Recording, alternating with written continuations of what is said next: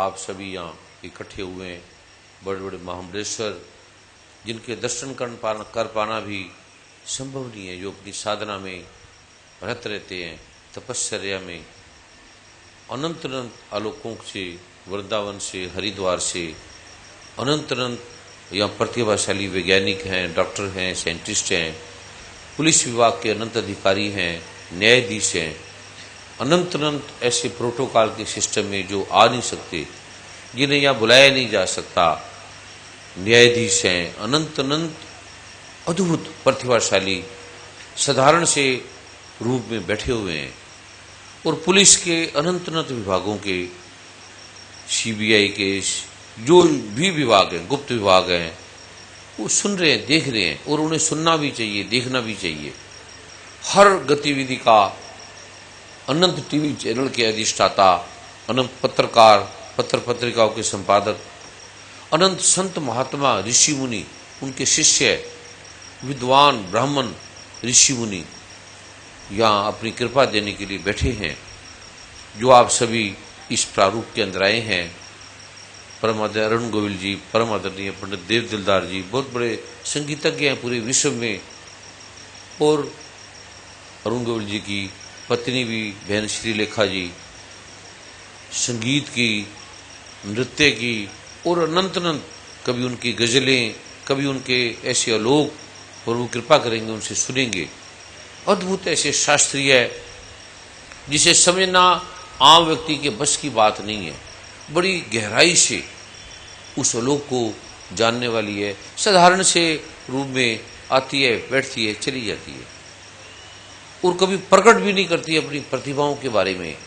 और ऐसे ऐसे तपस्विनी बहनें हैं जिनकी आप कल्पना भी नहीं कर सकते, सोच भी नहीं सकते कि ये साधारण से हैं, लेकिन इनके नृत्य, इनके गान, अभी कल परसों मुझे किसी ने कहा कि गुरु जी आप ये क्या हेमा मालिनी को बुला लेते हो, हेमा मालिनी को सुनने कौन आता है, हम आपको सुनने के लिए आते हैं, इस पे आने जाने का इतना खर्चा लगता है, और ये नृत्य, इससे क्या होता है, नृत्य की क्या आवश्यकता है, हम आपको सुनते हैं, बीज मंत्र लेते हैं, चले जाते हैं। हमारा समय, बड़े बड़े प्रतिभाशाली थे, विवेकी थे, उन्हें एक चीज नजर आती है, खर्चा खर्चा, पैसा। फिर मैंने उन्हें बताया कि कुछ बहनें, कुछ भाई ऐसे संकटों में व्याप्त थे, जिन्होंने अपने अंतर में नाचना भूल गए, नृत्य भूल गए, हंसना भूल गए, क्योंकि जितने धनाढ़ व्यक्ति होंगे, जितने प्रतिभाशाली व्यक्ति होंगे, जितने विद्वान होंगे, वो हंसेंगे नहीं, वो नृत्य नहीं करेंगे। सरकार के विभाग के जितने प्रतिभाशाली हैं, मिलिट्री के हैं, पुलिस के हैं, उन्हें न्यायाधीश हैं, उन्हें नाचना मना है, क्योंकि ये न्याय संगत नहीं है। संसार का ऐसा सिस्टम है, देश का ऐसा सिस्टम है, उसको मानना भी एक प्रारूप है। और हर समय कोर्ट में है जज, मिनिस्टर जो भी हैं, लेकिन सत्संग में भी उन्हें ये सिस्टम मिलता है भी आप जहां भी जाएं उस लोक में रहें, उस बंधन से। उन्हें कितने कष्ट हुए, कितनी पीड़ाएं हुई, कितने रोग हुए, कितनी विपदाओं में आप सिर्फ देखते हैं, नेता हैं, अभिनेता हैं, बड़े बड़े प्रतिभाशाली उनके नाम हैं, लेकिन वो किस संकट में, किस पीड़ा में हैं, आप इसकी कल्पना नहीं कर सकते। अभी बहन हेमा मालिनी जी के जब बेटी की शादी थी, तो वहां गए अनंत अनंत कलाओं के, राजनेताओं के प्रतिभाशाली, और ऐसे गुप्त रूप से रो रो की अपनी व्यथा बता रहे थे, ये हमारी व्यथा, ये हमारी पीड़ा, हम आपको मिलने के लिए कैसे आए, हमारा नाम यश है इतना, और कैसे हम सत्संग में बैठेंगे, कैसे हम आ भी नहीं सकते, और आप आए, वो भूल गए शादी। शादी तो उत्सव की तरह बन गया था, एक सत्संग का माहौल बन गया था, जैसे कोई सत्संग हो रहा है, ऐसे उस प्रारूप के अंदर उन्होंने बताए अपनी पीड़ाएं, अपनी व्यथाएं।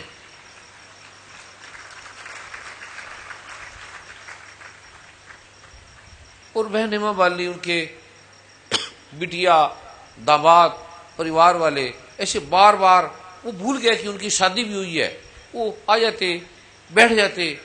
मैंने कहा तू दुल्हन है, तेरी शादी हुई है, तू अपना जाओ सत्संग में, वहां बैठो ऐसी भावपूर्ण भक्ति से। और अनंत अनंत बड़े बड़े कलाकार जिसकी कल्पना भी नहीं कर सकते, विचार भी नहीं सकते, जिनका अहम झुकना भी नहीं चाहता, जो सोच भी नहीं सकते हम झुक भी सकते हैं। और ऐसे ऐसे उनके अंदर से पीड़ा है। बहन को मैंने बोला आप आए, कुछ बड़े बड़े धनाढ़ लोग थे, बड़े बड़े, वो कहते हमें ये पीड़ा है, हमें ये संकट है। तो मैंने कहा, कहते हम बैठ नहीं सकते। मैं कह ना बैठना सत्संग में आपकी इंसल्ट होती होगी, पर हेमा मालिनी का नृत्य तो देख सकते हो। कहते हाँ हाँ ये नृत्य देख सकते हैं, उसमें हमारी कोई इंसल्ट नहीं है। सत्संग में बैठने में इंसल्ट है, हेमा मालिनी का नृत्य देखने में इंसल्ट नहीं है। मैं क्या आ जाना नृत्य देख लेना। नृत्य देख के बैठे तो जब वो उठ के गए, कहते हमारे रोग समाप्त हो गए, हम ठीक हो गए। नृत्य डांस देखकर क्या हुआ, क्या घटना घटी, क्या ऐसा हुआ। वो कहते इसका जितना खर्चा जो भी ये आए गए हैं, इन्होंने आपने टिकटे को दिया, सेवादारों ने खर्चा किया, हम देंगे। और जितना खर्चा, मैंने कहा कभी वो लेते हैं कभी नहीं लेते, क्योंकि उनके कितने 50-60 लोग आते हैं, कोई बाई एयर आता है, कोई बाई ट्रेन आते हैं। और अभी कल शादी थी और दूसरे दिन या नृत्य करने आ गया। आप कल्पना करो, जिसकी बेटी की शादी हो, जिसका कुछ प्रोग्राम हो, आगे अनंत प्रारूप बनता है, और वो या नृत्य या भगवान श्री कृष्ण की लीला का प्रारूप कर रहे हैं, फिर कुछ और प्रारूप कर रहे हैं। जब उन्होंने बताया कि केवल नृत्य देखने मात्र से, नृत्य हमने पहले भी ये देखे उनके, लेकिन ये कैसे घटा, यहां क्या हुआ, या हमने नृत्य देखा, हुआ क्या। मैंने कहा ये तुम्हें दिखाना चाहते हैं कि तुम ये हेमा मालिनी को या नृत्यकारों को क्यों बुलाते हो, क्यों नाचते हो। अभी तुमने देखा है, अभी तुमने नाचा नहीं है। विदुर भी कहता था ये भगवान, ये क्या आप ये रासलीला करते हैं, क्या नृत्य करते हैं, आप इनको ज्ञान की बात बताओ, कथा की बात बताओ, ये क्या इनके सामने भक्ति लेके बैठ जाते हैं। विदुर विद्वान था, महात्मा था, बड़ी प्रतिभाशाली था। कहते आप कृष्ण भगवान हैं, आपको ये जचता है स्त्रियों के बीच में बैठ के बांसुरी बजाना, ये इनको नाचना, रासलीला करना, ये क्या। तो भगवान ने कहा हाँ तू है तो बड़ा समझदार, मैं तो भूल गया था। कहते आप देखें, आप गुरु हैं, आप नारायण हैं। वो समझाने लगा तो कृष्ण भगवान ने कहा अच्छा ऐसे करो यार, मेरी बात तो वो मानती नहीं है, बड़ा समझाता हूं, तू जरा उनको समझा कर आ भी, तुम्हें ये नहीं करना चाहिए, वो कोई साधारण आदमी थोड़ी है, नारायण है, और तुम नृत्य लेके बैठ जाती हो उनको यहां पर, और वो सारे काम दाम छोड़ के तुम्हारे पास बैठा रहता है। विदुर कहता है मैं एकदम समझा दूंगा उन्हें, कौन नहीं समझता मेरी बात। जब आप मेरी बात समझ रहे हो, जब आपने मेरी बात की स्वीकृति दे दी है, तो उन्हें तो मैं जाती एकदम समझा दूंगा। भगवान कहते ठीक है भैया तू जा। और वो गए, और गए थे समझाने, आप नाचने लग गए उनके साथ, आप खुद विदुर। फिर आके बोले कि मैं तो सारी जिंदगी व्यर्थ बोझ उठो रहा था, अपनी विद्वता का, अपने ज्ञान का, अपने अहंकार का। इतना मादक महानशा है नृत्य के अंदर, भक्ति के अंदर, मां राधा के, गोपियों के, महारास के अंदर। मेरी आंखें स्तब्ध रहेगी, बंद होगी, मेरा हृदय उस महाआकाश में चला गया जिसकी मैं कल्पना भी नहीं कर सकता। इतना आनंद ये लेती हैं, कोई ऋषि मुनि ब्राह्मण भी नहीं ले सकते, कोई विद्वान। और नाचे, आप कह रहे थे वर्मा जी के भाव्या नाचे, और जो नाचे आप सोच भी नहीं सकते, नाचने से कितने लोग ये ठीक हो गए, नाचने मात्र से। नाचना क्या है, मन के भावों का आवेग, आरोह अवरोह, अंतर की द्वंद्व पीड़ाएं। समाज ने, सोसाइटी ने हमें रोका हुआ है, हंसना नहीं, नाचना नहीं, हमारी प्रतिभा खो जाएगी, हमारा सम्मान खो जाएगा, हमें लोग क्या कहेंगे। ये जो विचारधारा है, ये जो भाव हमारे अंतर में, चेतन में बैठ जाते हैं, हम प्रतिभाशाली, हम भूल जाते हैं, हमें मुस्कुराना नहीं आता, मुस्कुराना भूल गए। और वो कितनी अंतर अचेतन में रोग बनते हैं, गाउट, अर्थराइटिस, रूमेटिज्म, हंस नहीं सकते। लड़की शादी होगी, बहू है, अब हंस नहीं सकते। संत भी, अभी जैसे टीवी पूछा आपके बेटे के पास फरारी है, तो मैं क्या प्रॉब्लम है? फरारी फरारा है तो प्रॉब्लम क्या है तुम्हें भैया? अरे क्या, तुम भी लो, मैं तुम्हें ऐसे नाचना गाना सिखा रहा हूं, मैं कोई भीख थोड़ी मांग रहा हूं, भीख थोड़ी मंगा रहा हूं। तुमने साइकिल पे चलना है, बैलगाड़ी पे बैठना है, या फरारी पे बैठना है, हेलीकॉप्टर पे बैठना है? कहते दिल तो हमारा भी करता है। तो मैं क्या, फिर कर पाठ। प्रॉब्लम क्या है? जब भगवान श्री कृष्ण महा सोने के मुकुट, हीरो के, जिसकी कल्पना भी नहीं की जा सकती, रथ, भगवान राम उड़न खटोले पे आए, राजा जनक राजा बन के रहे, सेव श्री गुरु गोविंद सिंह जी महाराज महा प्रतिभाओं के स्वामी महाराज से रहे। और लिखा है श्री गुरु ग्रंथ साहब में, हसंदियां खवंदियां पहनंदियां विचे होवे मुक्त, हंसते खाते नाचते गाते। अब महात्मा जी बैठे हैं, कभी आप सच में इनकी पीड़ा देखो, इनका दिल भी करता है हम फरारियों में नाचे मजे लें, इनका भी दिल करता है, पर क्या करना है? प्रभु को भी तो पाना है। कहीं नाचने से, गाने से, वस्त्रों से प्रभु ना मिले, और मिला हुआ है मुझे प्रभु, मेरे पास है प्रभु।